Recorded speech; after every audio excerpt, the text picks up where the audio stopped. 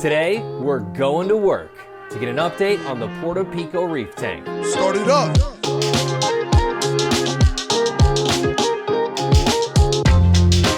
What is up, coral people? My name is Remy. If you're new here, this is the Bahama Llama Coral YouTube channel. Today, I'm going to give you a much needed update on the Office Pico Reef tank. And just a reminder, if at any time during this video you just so happen to be logged in on YouTube, go ahead and like, subscribe, and hit the bell notification so you are updated whenever I post the latest, greatest content. All right, well, I'm not sure why we're still down here in the basement. Let's go to work. Is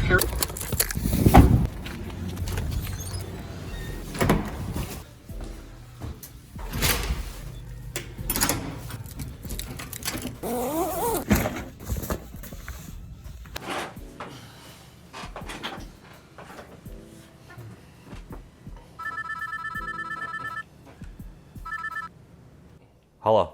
Hey, Remy, there's a Mr. Snails here for you. Okay. He seems kinda creepy. Hey! Heard you were in need of some bacteria. I think I had you covered. Some Turbo Start.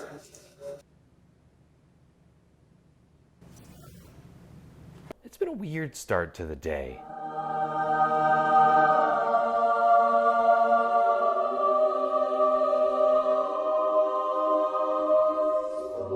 So if you missed the setup video of this tank, go ahead and click down in the description below because you're gonna get some context on where the idea for this bad boy came from. So right off the bat, it doesn't look like a lot has changed, but let's touch on the lighting situation. So I got this AI Prime HD for super cheap, and now they're even cheaper because AI just released a whole new line of lights. So if you can find the original Prime HDs out there anywhere, you're gonna get a better price on them. So I thought, well, instead of buying a brand new light, whether that's a Chinese box or that's a AI Prime or whatever, I just go ahead and retrofit this one. It's more than enough light and it's gonna do the job, and I can't wait to actually fire it up. So the main issue with this tiny little 2.5 gallon tank was support. The glass on this 2.5 gallon tank is super thin. So I reached out on Instagram to see if you guys had any ideas. Some people said to hang it by wire, others said to mount it from some sort of support outside of the tank. I know a lot of people have used what we have in the industry, in the radio industry, the microphone boom arms that you can kind of maneuver and manipulate, but I didn't really have a good mounting option. I can't exactly go in here and just start drilling holes all over the place in these walls because this still is my workplace. And then out of nowhere, Inappropriate Reefers Reef Sensei reached out. Telegram made this amazing support piece out of some scrap acrylic. This spreads out the weight of the light mount and fills the gap between the glass and that little plastic screw there. He even put my logo on the acrylic, which was awesome. So great hack. Thank you, Telegram. Now the best news as of late is this MicroSmart ATO from Auto Aqua.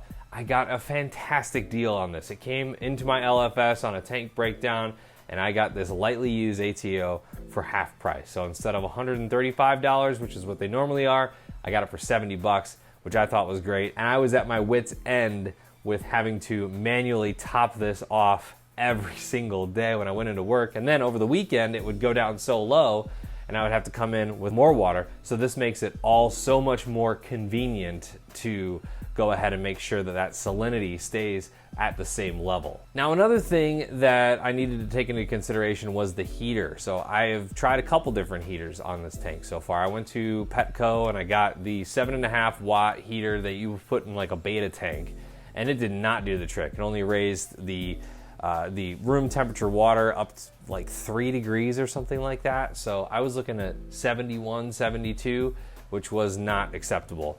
So I decided to ask around. My buddy Tyler, inland_reef, on Instagram. You gotta go check his Instagram out. He uses a 50 watt heater in his macro algae tank. So I went ahead and went with a 50 watt Aqueon heater. And again, with heater reviews, it's like, yes, this heater is awesome, and no, this heater sucks. So I'm taking my chances. I'm not putting anything super special in here, and honestly, I wanted to test it out first. There's been nothing in here thus far, but I am using the Aqueon 50 watt heater, and it's just shy of 78 degrees in the tank, which is perfect. Now I have to deal with this window here, and it sits on a metal windowsill, which is also super, super cold. So I've thought about putting foam in between, like a foam core or some sort of yoga mat or something, just to give it a little bit of insulation on the bottom, but we'll see. Right now, we're holding a steady temperature, so that's really all that I could ask for. I also have to find a solution for the Ato Reservoir, which is just this 5-gallon bucket,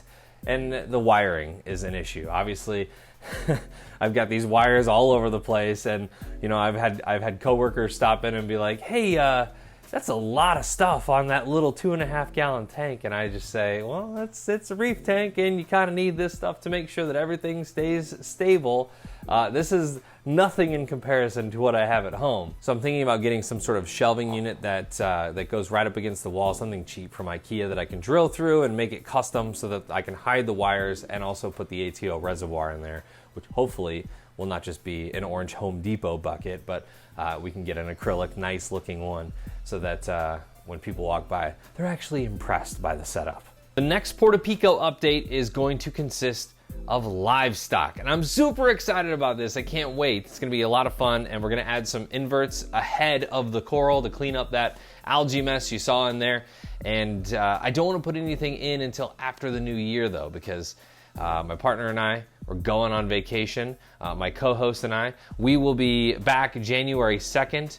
But in the meantime, there's gonna be nobody looking after the tank. So I might stop by just to make sure that the ATO is going fine and smoothly and all that kind of stuff. But other than that, it's gonna be unmanned for a couple weeks, which is one of the major drawbacks to having an office tank at all. So if you go on vacation for a week, who's gonna take care of it? This isn't bulk reef supply where everybody's got a tank and that's awesome, and you can rely on somebody else in the office to take care of your tank while you're gone.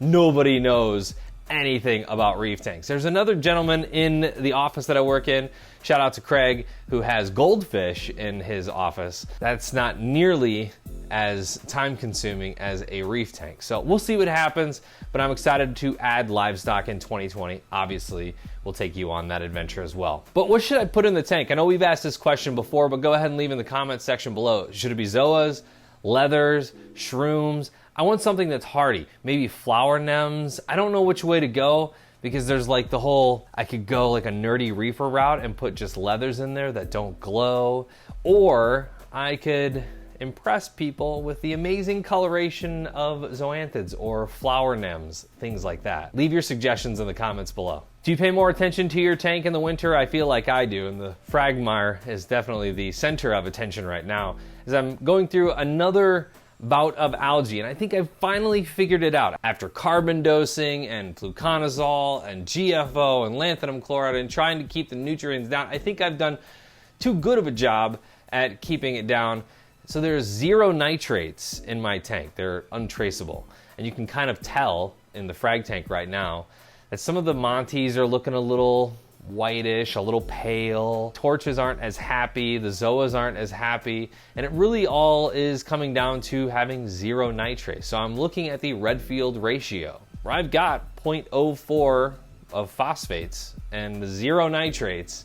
So I'm trying to get my nitrate level up. So I've started dosing Neo-Nitro from Brightwell, and we'll keep you posted on the progress of that. I've also been adding a lot of Zoa frags to the lagoon tank. I bought some over Black Friday, super awesome. And then I've been shopping around in the frag tank and putting some in there. So honestly, this thing is probably just gonna turn into a giant Zoa garden. I just have so many zoanthids. My wife got me some Starbucks, and this normally isn't what I get, but she put 4 shots of espresso in a grande.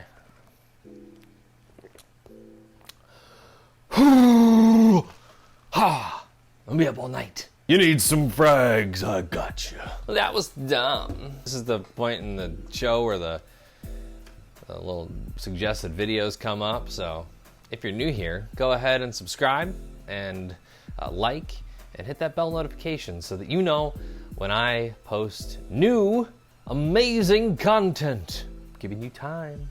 There is nothing after this. It's all just me waving my hands around, pointing at videos. It's like a choose your own adventure book. only it's a choose your own adventure video.